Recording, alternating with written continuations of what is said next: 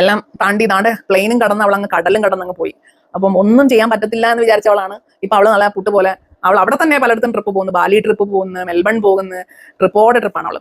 അപ്പം അന്ന് പറഞ്ഞത് ഞാൻ പറഞ്ഞിടി നീ പോണ്ട, നിനക്കൊന്നും പറ്റത്തില്ല, നീ തിരിച്ചു വന്ന്. പക്ഷെ അതിനുശേഷം എനിക്കിപ്പം കോൺഫിഡൻസ് ഉണ്ട്. എന്റെ പിള്ളേരെ വിടുമ്പോൾ ഞാൻ കുറച്ചും കൂടെ കുറച്ചും കൂടെ ധൈര്യത്തോടെയാണ്. ഇപ്പം എന്റെ ഒരു സ്വഭാവം വെച്ചിട്ട് എനിക്ക് ഭയങ്കര ഓവർ തിങ്കിങ്ങും ഭയങ്കര പേടിയാണ് ഈ പിള്ളേരെ വിടാനൊക്കെ ആയിട്ട്. കാരണം എനിക്ക് ഓർമ്മയുണ്ട് അന്ന 1ാം ക്ലാസ്സിൽ അവൾക്ക് സ്കൂളിൽ നിന്ന് ട്രിപ്പ് പോകാൻ നേരത്തെ ഞാൻ വിട്ടില്ല. അന്ന് ഈ മറ്റേ കുറെ പിള്ളേരുമായിട്ട് ഒരു ടെമ്പോ വാൻ പോയിട്ട് മറ്റേ പാർവതി പുത്തനാറിൽ അങ്ങോട്ട് മറിഞ്ഞ് പിള്ളേർ മരിക്കും എന്തോ ചെയ്തൊരു സംഭവം ഉണ്ടായിരുന്നേ.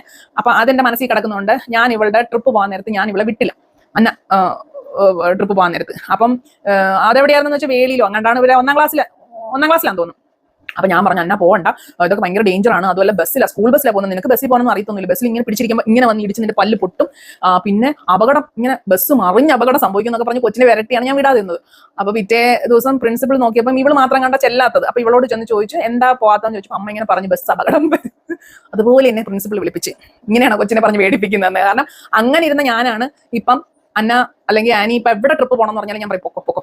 കാരണം എനിക്ക് പേടിയുണ്ടില്ല എന്ന് പറയുന്നില്ല, പക്ഷെ ഞാൻ അല്ലെങ്കിൽ ഞാൻ അങ്ങനെ പറഞ്ഞ് ഇവരെ റെസ്ട്രിക്ട് ചെയ്ത് ഇവർക്കത് സർവൈവ് ചെയ്യാൻ പറ്റും. നമ്മൾ വിചാരിക്കും നമ്മുടെ ചിറകിന്റെ അടിയിൽ ഇരുന്നാലേ ഇവരങ്ങോട്ടോ, ഇവർ പോട്ടെ പോയി പഠിക്കട്ടെ എന്നുള്ളതാണ്. അപ്പൊ അതുകൊണ്ട് എനിക്കിപ്പം ഈ അടുത്ത് അന്ന എനിക്കൊന്നൊരു 3-4 ദിവസത്തെ അടുപ്പിച്ച് ആദ്യമായിട്ടാണ് അന്ന ബാംഗ്ലൂർ +1 ടൂർ പോയത്. അവള് 10ാം ക്ലാസ്സിൽ ടൂർ പോകാൻ എല്ലാം കച്ചകെട്ടി ഇരുന്നാണ് ബാംഗ്ലൂർ പോകാനായിട്ട്. പക്ഷെ കറക്റ്റ് പോകുന്നതിന്റെ തലേദിവസം അവർക്ക് അങ്ങോട്ട് പനിയും ജലദോഷവും തൊണ്ട പഴുത്ത് ആന്റിബയോട്ടിക് ഒക്കെ ആയിട്ട് അവളങ്ങ് തളർന്ന് അവസാനം ഡോക്ടറോട് പോയി ചോദിച്ചപ്പോൾ ഡോക്ടർ പറഞ്ഞു പോകരുത്, പോയാൽ അവിടുന്ന് ICU-ലാക്കേണ്ടി വരും, പോകരുത്. അങ്ങനെ 10ാം ക്ലാസ്സിലെ ട്രിപ്പ് ക്യാൻസൽ ആയിട്ട് പിന്നെ അവൾ പോകുന്നത് +1 അവൾ നല്ല കൂളായിട്ട് പോയി വന്നു. അവൾ പോയിട്ട് എനിക്ക് യാതൊരു വിഷമോ ടെൻഷനോ ഈ പറഞ്ഞ ദീപിനെ വിട്ടപ്പം ഉണ്ടായിരുന്ന പോലത്തെ ടെൻഷനോ ഒന്നും ഇല്ലായിരുന്നു.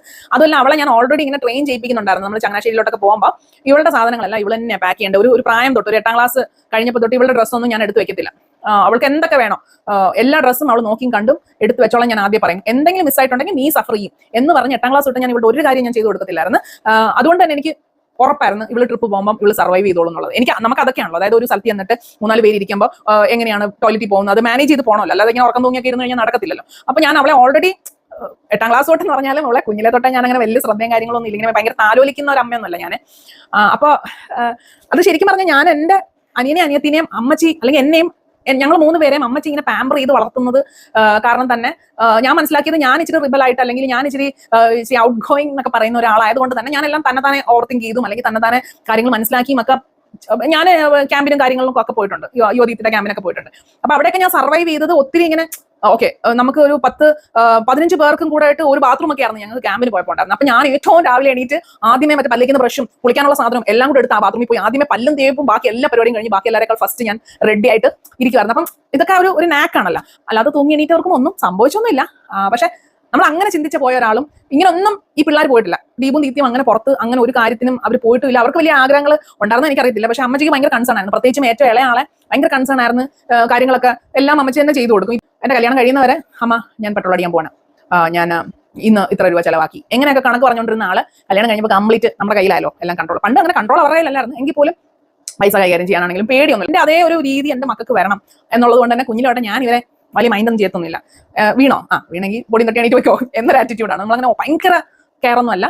അതുകൊണ്ട് തന്നെ അന്നനെയൊക്കെ നമ്മളിങ്ങനെ അവർ എങ്ങനെയെങ്കിലും സർവൈവ് ചെയ്ത് പോയിക്കോളും. കാരണം അവരൊന്നും ആരും അങ്ങനെ പാമ്പർ ചെയ്യാൻ ഇല്ലാത്തത് കൊണ്ട് എന്ന് വെച്ചാൽ അങ്ങനെ ഭയങ്കരമായിട്ട് നമ്മളങ്ങ് തള്ളി വിട്ടേക്കുമല്ല. അവർക്ക് വേണ്ടുന്ന സമയത്ത് ഇമോഷണൽ സപ്പോർട്ട് നമ്മൾ കൊടുക്കുന്നുണ്ട്, ഫിസിക്കൽ സപ്പോർട്ട് കൊടുക്കുന്നുണ്ട്.